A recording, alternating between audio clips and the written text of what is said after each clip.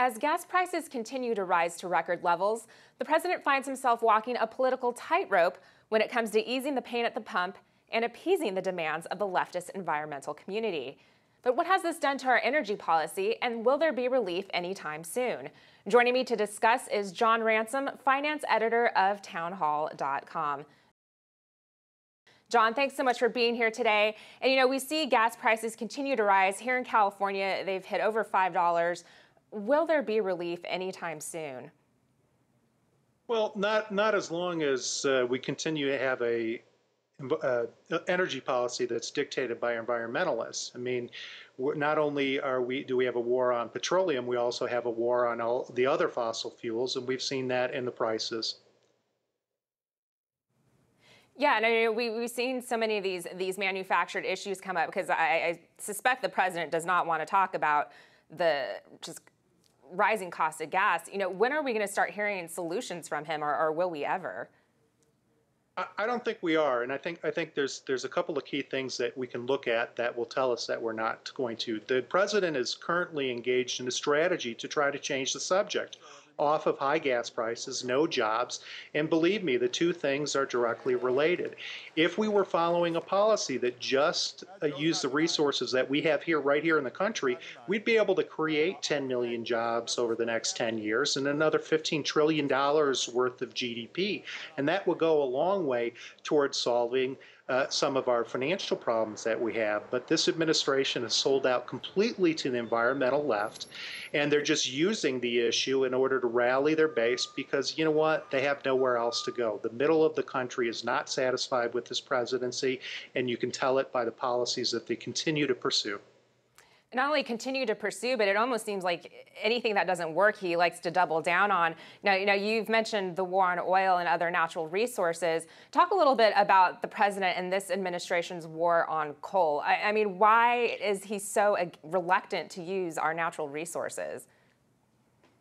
Well, 2 years ago, a Democratic Congress that brought us Obamacare, that leftist Congress, that socialist Congress that brought us Obamacare, refused to institute cap and trade. And there was a very simple reason why they refused to do it, because it was too darn expensive. But, just like everything else with this administration, President Obama decided to go around Congress, and just last week he instructed the EPA to basically outlaw the coal industry here in the United States. So we will no longer be able to rely on 250 years worth of inexpensive coal. We're going to have to switch over to natural gas. Right now, there are proven reserves of about 92 years worth of natural gas here in the United States. And if we continue to open up gas-fired electricity plants the way we have to now because of the coal problem, we're going to end up with about 30 years worth of natural gas, and in 30 years we won't have any fuel left to fund, to go ahead and use electricity.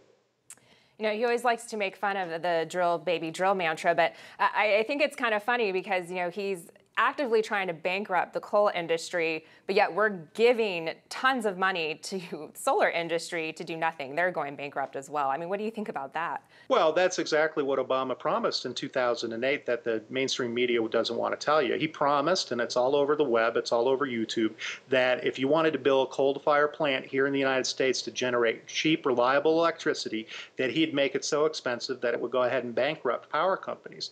So instead, we're now going to have to go ahead and build gas-fired plants. We only have about 92 years worth of proven reserves in natural gas, and if we continue to build gas-fired plants at the rate that we're going to have to build it to meet demand, we're probably going to end up with about 30 years worth of proven reserves. So that means in 30 years, those plants that we've been building are going to be completely ineffective. We're not going to have fuel to go ahead and run it. And instead, we're going to have to turn to higher costing types of electricity production like solar. And that's the Obama plan, basically. Yeah, I mean, we've seen comments before he even became president that he wanted to push energy rates up. But, he's been making this big push lately. I mean, how would you describe our current energy plan? And do you think that any of us will see relief anytime soon?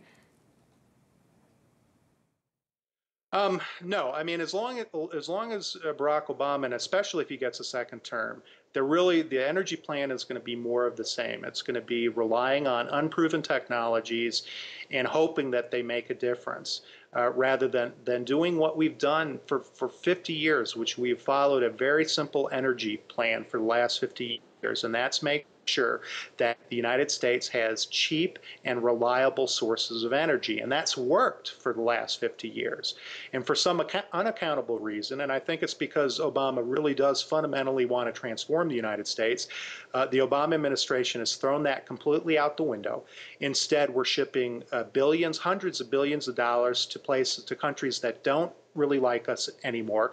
And we're taking one resource that we have abundance of, which is coal, and now we're going to be shipping it to China rather than keeping it here in the United States. So, when you talk about shipping job overseas, the number one shipper of job overseas is President Obama. Well, John, thanks so much for joining us today, and hopefully people will start seeing some relief at the pump soon. Well, certainly, hopefully in California. You can read more of John's work by clicking over to townhall.com. For PJTV, I'm Alexis Garcia. Thanks for watching.